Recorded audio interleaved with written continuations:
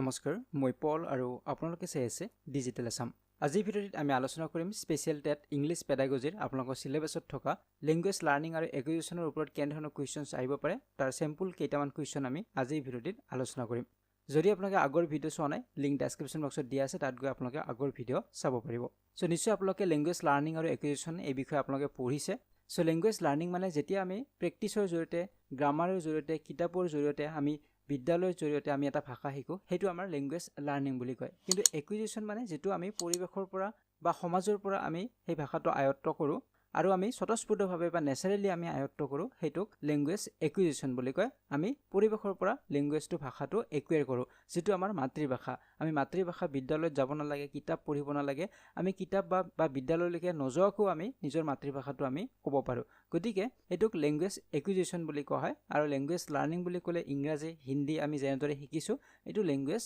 লাৰ্নিংত পৰিব গতিকে নিশ্চয় আপোনালোকে কনসেপ্ট বিলাক পঢ়িছে আগতে গতিকে কনসেপ্ট ক্লিয়াৰ থাকিলে যিকোনো কোৱেশ্চন আহিলে আপোনালোকে পাৰিব সো প্ৰথম প্ৰশ্নটো লৈছো the way through which the art of using skill and practice is given to learn is called so এটা কৈছে যে প্ৰেক্টিছৰ জৰিয়তে আমি যেতিয়া ভাষা এটা শিকো তেতিয়া ইয়াক কি বুলি কোৱা হয় লাৰ্নিং বুলি কয় একুইজিশন বুলি কয় ৰিচাইটেশন বুলি কয় কোনটো কোৱা হয় তো আমি অলপ আগতে আলোচনা কৰিলো যে যেটো আমি প্ৰেক্টিছৰ জৰিয়তে যি ভাষা শিকিম হেতু ল্যাঙ্গুৱেজ লাৰ্নিং হ'ব গতিকে উত্তৰ হ'ব অপচন নম্বৰ এ লাৰ্নিং কাৰণ আমি লাৰ্ন কৰিছো কেনেদৰে লাৰ্ন কৰিছো প্ৰেক্টিছ কৰি কৰি আমি ভাষা এটা শিকিছো গতিকে স্বতঃস্ফূৰ্তভাৱে আমি শিকা নাই এটা ইছু কোৱেশ্চন নম্বৰ 2 লৈকে when language is learned naturally and without any systematic practice it is called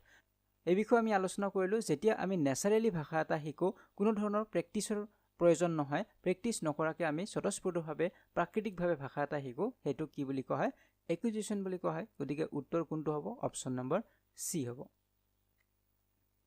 এটা ইছু কোৱেশ্চন নম্বৰ 3 লৈকে a child has to use higher order mental process such as intelligence or reasoning which type of learning তো ইয়াতে কি কৈছে যে যেতিয়া এটা শিশুৱে হায়াৰ অৰ্ডাৰ মেন্টাল প্ৰসেস কৰিব পাৰিব তেও হাই লেভেলৰ থিংকিং কৰিব পাৰিব চিন্তা কৰিব পাৰিব তেতিয়া ইয়াক কি টাইপৰ লাৰ্নিং বুলি কোৱা হ'ব মোটৰ স্কিল লাৰ্নিং বুলি ক'ব স্পিকিং বুলি ক'ব কনসেপ্ট লাৰ্নিং বুলি ক'ব নে ভাৰ্বেল লাৰ্নিং বুলি ক'ব সো এইটো একেবাৰে সহজ প্ৰশ্ন হয় যেতিয়া শিশুৱে এতিয়া মেন্টাল হাই লেভেলৰ থিংকিং কৰিব পাৰিব তোৰ চিন্তা শক্তি ডেভেলপ হ'ব তোৰ ইন্টেলিজেন্স বাঢ়িব তোৰ বৌদ্ধিক ক্ষমতা ইহঁতৰ বাঢ়িব কেতিয়া বাঢ়িব পাৰিব যেতিয়া ইহঁতৰ কনসেপ্ট লাৰ্নিং হ'ব যেতিয়া ইহঁতৰ কনসেপ্ট বিলাক লাৰ্ন কৰিব পাৰিব তেতিয়াহে ইন্টেলিজেন্স বা ৰিজনিং বা হাই লেভেলৰ বা হাই অৰ্ডাৰ মেন্টাল প্ৰসেস হ'ব পাৰে ফৰ এক্সাম্পল আমি যেতিয়া মেথছৰ গোটেই কনসেপ্ট বিলাক আমাৰ থাকিব তেতিয়া যিকোনো মেথছ দিলে আমি সেই মেথছ বিলাক কৰিব পাৰিম সলভ কৰিব পাৰিম প্ৰবলেম বিলাক গতিকে হেতু আমাৰ কনসেপ্ট বিলাক থাকিব লাগিব গতিকে যেতিয়া আমাৰ কনসেপ্ট লাৰ্নিং হ'ব তেতিয়াহে আমাৰ ইন্টেলিজেন্স বা হাই অৰ্ডাৰ মেন্টাল প্ৰসেস হ'ব পাৰে গতিকে ইয়াৰ উত্তৰ হ'ব অপচন নম্বৰ সি এটা ইছু কোৱেশ্চন নম্বৰ 4 লৈকে a accurate system or acquisition of a language is the ইয়াতে কোৱা হৈছে যে একুইজিশন বুলি ক'লে ভাষাৰ একুইজিশন বুলি ক'লে ভাষা আহৰণ বুলি ক'লে কাক বুজায় ফৰ্মেল স্কিল ডেভেলপমেন্টক বুজায় সাবকনসিয়াস প্ৰসেছক বুজায় ইনপুট আউটপুট প্ৰসেছক বুজায় সেলফ মনিটৰিং অফ লাৰ্নিংক বুজায় তো ইয়াৰ উত্তৰ হ'ব অপচন নম্বৰ বি সাবকনসিয়াস প্ৰসেছক বুজায় কাৰণ ভাষা আমি যেতিয়া আহৰণ কৰো এটো এটা সাবকনসিয়াস প্ৰসেছ আমাৰ অবচেতন মনত আমাৰ ভাষাটো থাকে আমি সেই ভাষাটো তাৰ পৰা আমি কি কৰো আহৰণ কৰো গতিকে পৰিবেশৰ পৰা হওক সমাজৰ পৰা হওক আমি নেচাৰেলি স্বতঃস্ফূৰ্তভাৱে আমি কোনো ধৰণৰ গ্ৰামাৰ পঢ়িব না লাগে আমি কোনো ধৰণৰ টেক্সট বুক পঢ়িব না লাগে তেনেদৰে আমি অবচেতন মনৰ পৰা এই ভাষাটো শিকিব পাৰো গতিকে এটো এটা সাবকনসিয়াস প্ৰসেছ হয় এটা ইছু কোৱেশ্চন নম্বৰ 5 লৈকে from the given factors which one may not affect learning outcomes ইয়াতে কৈছে যে তলৰ কোনটোৱে লাৰ্নিং আউটকামছক এফেক্ট নকৰে লাৰ্নিং আউটকাম মানে ইয়াতে কি ক'ব বিচাৰিছে সাপোজ শিক্ষক গৰাকী ছাত্ৰ এজনক যিকোনো এটা বিষয় ভাষা এটা শিকাই আছে গতিকে ভাষা এটা শিকিব পাৰিছে নে পৰা নাই তাৰ যেটো ৰিজাল্ট হেতু লাৰ্নিং আউটকাম বুলি কোৱা হৈছে গতিকে লাৰ্নিং আউটকাম বা ভাষাটো বা যিকোনো টপিক এটা ছাত্ৰ-ছাত্ৰীয়ে কিমান শিকিব পাৰিছে তাৰ কি ফলাফল ওলালে হেতু কিহৰ ওপৰত এফেক্ট নপৰে তো অপচনত দিয়া আছে লাৰ্নাৰ্স মোটিভেশনাল ইন্টাৰেষ্ট এটো ডেফিনেটলি এফেক্ট পৰিব কাৰণ লাৰ্নাৰৰ মোটিভেশন থাকিব লাগিব যিয়ে শিকিব ছাত্ৰজনৰ যদি কোনো মোটিভেশন নাথাকে সেই বিষয়টো পঢ়াৰ ক্ষেত্ৰত বা সেই বিষয়টো শিকাৰ ক্ষেত্ৰত তেতিয়া হলে তেও সেই ভাষাটো বা সেই বিষয়টো শিকিব নোৱাৰিব ঠিক তেনেদৰে বি নম্বৰত কৈছে structure and size of classroom এইটোও ডিপেন্ড কৰে ডেফিনেটলি বহুত ডাঙৰ ক্লাছৰুম হলে বহুত ছাত্ৰ ছাত্ৰী থাকিলে প্ৰতিজন ছাত্ৰ ছাত্ৰীক সমানে গুৰুত্ব দিব পৰা নাযায় আৰু বহুতো ছাত্ৰ ছাত্ৰী তেতিয়া বিষয়বিলাক নিহিকাকে থাকি যায় গতিকে এইটো এফেক্ট কৰিব ডেফিনেটলি সি নম্বৰত কৈছে টিচাৰ্ছ পাৰ্সনেলিটি এণ্ড এটিটিউড এইটো ডেফিনেটলি এফেক্ট কৰিব কাৰণ টিচাৰৰ পাৰ্সনেলিটিটো ভাল হলেহে ষ্টুডেন্টছ বিলাকৰ ফলাফল ভাল হ'ব আৰু 4 নম্বৰত কোৱা হৈছে পেৰেন্টছ ইনকাম এণ্ড ষ্টেটাছ এইটোৱে একেবাৰে এফেক্ট নকৰে লাৰ্নিং আউটকামক ছাত্ৰ ছাত্ৰীসকলৰ পেৰেন্টছ বিলাক মাক দেউতাক কিমান ইনকাম কৰে কিমান হিয়ত ধনী হয় কিমান দুখীয়া হয় বা হিয়তৰ সোশ্যাল ষ্টেটাছ কেনেকুৱা হেইটোৱে কেতিয়াও ছাত্ৰ ছাত্ৰীসকলৰ ফলাফলত এফেক্ট নকৰে বা প্ৰভাৱ নেপেলায় গতিকে ইয়াতে সুধিছে কোনটিয়ে নেপেলায় প্ৰভাৱ হেইটো হ'ব অপচন নম্বৰ 4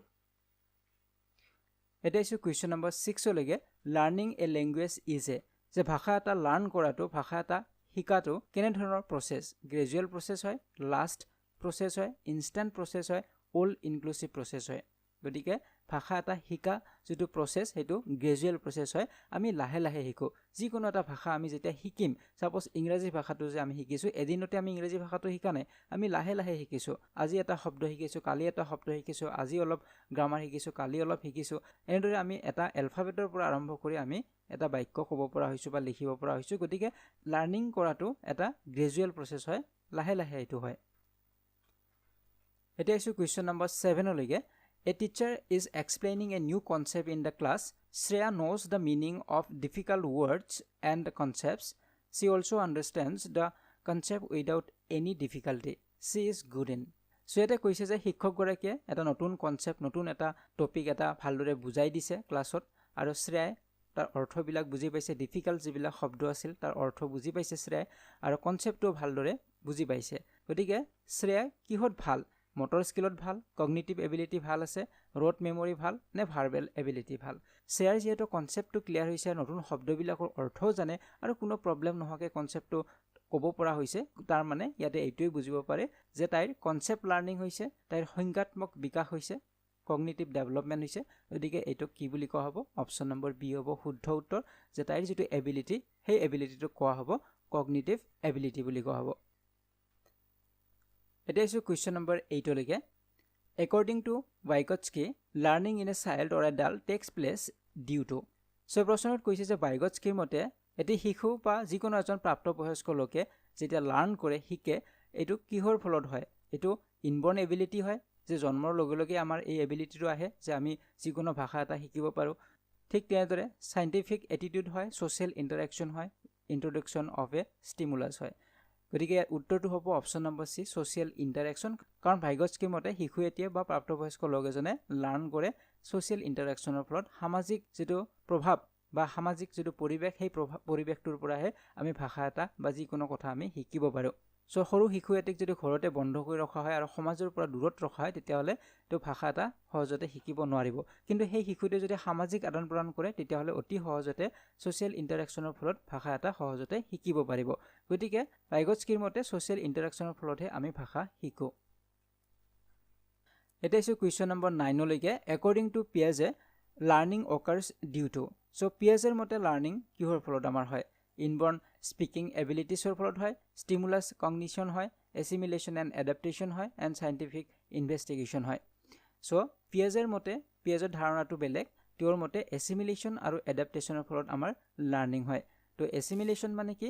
সো এছিমিলেশন মানে হৈছে আমাৰ যেটো পূৰ্ব যদি জ্ঞান থাকে যিকোনো এটা বিষয়ত সেই বিষয়টোৰ লগত যেতিয়া আমি নতুন কিবা এটা ইনফৰমেশন আমি পাওঁ হেতু আমি তাৰ লগত যোগ কৰো গতিকে তাক এছিমিলেশন বুলি কোৱা হয় যেনে মই এটা উদাহৰণৰ জৰিয়তে আপোনাক বুজাব বিচাৰিছো সাপোজ আপোনাৰ ঘৰৰ ওচৰত এজন ল'ৰা আছে আৰু ল'ৰাজনক আপুনি সদায় ভাল বুলিয়ে জানে গতিকে আপোনাৰ নলেজ মতে সেই ল'ৰাজন ভাল গতিকে সেই ধাৰণা মতে আপুনি চলি আছে কিন্তু হঠাৎ আপুনি এদিন দেখিলে যে ল'ৰাজনে কাৰোবাৰ লগত কাজিয়া কৰি আছে আৰু তেতিয়া আপুনি এটা নতুন এটা ধাৰণা হল বা নতুন এটা জ্ঞান আপুনি বা নতুন এটা ইনফৰমেশন আপুনি পালে সেই ল'ৰাজন যে আপুনি যেনেদৰে ভাবিছিল সেই ল'ৰাজন ভাল বুলি কিন্তু তাৰ এটা বিপৰীত দিশ বা তাৰ এটা বেয়া গুণ আপুনি দেখা পালে যে ল'ৰাজনে ৰাস্তাত কাজিয়া কৰি আছে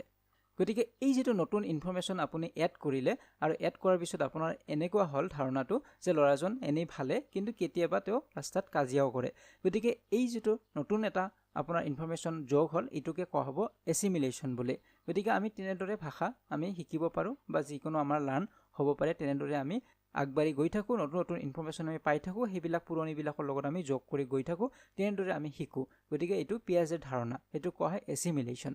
আৰু এডাপ্টেশ্যন মানে হৈছে সেই উদাহৰণটো আমি ল'ব পাৰোঁ যে আপুনি ভাবি আছিলে যে ল'ৰাজন যথেষ্ট ভাল বুলি ভাবি আছিলে, যেতিয়া দেখা পালে ৰাস্তাত কাজিয়া কৰা, তাৰপিছত আপুনি পুৰণি যিটো আপোনাৰ নলেজ আছিলে সেই ল'ৰাজনৰ প্ৰতি ইনফৰমেশ্যন বা সেই নলেজখিনি আপুনি চেঞ্জ কৰিছে, চেঞ্জ কৰি এইটো আপুনি ধাৰণা সেই ল'ৰাজনৰ প্ৰতি ল'লে যে ল'ৰাজন ৰাস্তাত কাজিয়া কৰে, ল'ৰাজন ভাল নহয়। আগৰ সেই যিখিনি ভাল বুলি আপুনি ভাবিছিলে, যিখিনি আপোনাৰ ধাৰণা আছিল, সেইখিনি আপুনি গুচাই পেলালে আৰু নতুন ধাৰণা এটা তাত সোমাই দিলে। গতিকে ইয়াক কোৱা হ'ব এডাপ্টেশ্যন। আমি তেনেদৰেও কিছুমান শিকোঁ যে আমি আগত ভাবিছিলোঁ সেইটোৱে সঁচা বুলি, কিন্তু পৰৱৰ্তী সময়ত আমি গম পালোঁ যে সেইটো সঁচা নহয়, গতিকে আমি সেইটো চেঞ্জ কৰি লওঁ, যিটো আমি ভুল শিকি আছিলোঁ সেই ভুলটো বাদ দি আমি শুদ্ধটো আমি শিকিব লওঁ। গতিকে তেনেদৰেও আমি শিকোঁ। গতিকে পিয়াজেৰ মতে আমি এছিমিলেশ্যনৰ জৰিয়তে শিকোঁ আৰু এডাপ্টেশ্যনৰ জৰিয়তে শিকোঁ। এতিয়া আহিছোঁ আজিৰ ভিডিঅ'টিৰ শেষৰটি প্ৰশ্ন, কুৱেশ্যন নম্বৰ 10লৈকে। The term second language refers to. So' second language বা দ্বিতীয় ভাষা বুলি ক'লে কাক বুজায়? তো ফাৰ্ষ্ট লেংগুৱেজ মানে মাতৃভাষা বুজায়, আৰু ছেকেণ্ড লেংগুৱেজ মানে কাক বুজাব? অপশ্যন নম্বৰ চি হ'ব ইয়াৰ শুদ্ধ উত্তৰ, আদাৰ দেন দ্য নেটিভ। নেটিভ লেংগুৱেজৰ বাদে যিকোনো ভাষা হ'ব পাৰে। সাধাৰণতে আমাৰ ফৰেইন লেংগুৱেজ হ'ব পাৰে, ইংলিছ হ'ব পাৰে, নাইবা হিন্দীও হ'ব পাৰে, বা যিকোনো হ'ব পাৰে, মাতৃভাষাক বাদ দি যিকোনো ভাষা হ'ব পাৰে ছেকেণ্ড লেংগুৱেজ। গতিকে এনেধৰণৰ কুৱেশ্যনছবিলাক আপোনালোকে চাব লাগিব, এনেধৰণৰ কুৱেশ্যনছবিলাকে এক্সামত আহিব। চ' পৰৱৰ্তী ভিডিঅ'ত আমি আন কিছু কুৱেশ্যন এনচাৰ ডিছকাছ কৰিম। চ' যদি ভিডিঅ'টি ভাল লাগিছে লাইক আৰু শ্বেয়াৰ কৰিব। যদি এতিয়াও চেনেলটি ছাবস্ক্ৰাইব কৰা নাই তেনেহ'লে চেনেলটি ছাবস্ক্ৰাইব কৰক আৰু কাষতে থকা বেল আইকনটি প্ৰেছ কৰিবলৈ একেবাৰে নপৰিব। আজিলৈ বিদায় লৈছোঁ, ধন্যবাদ।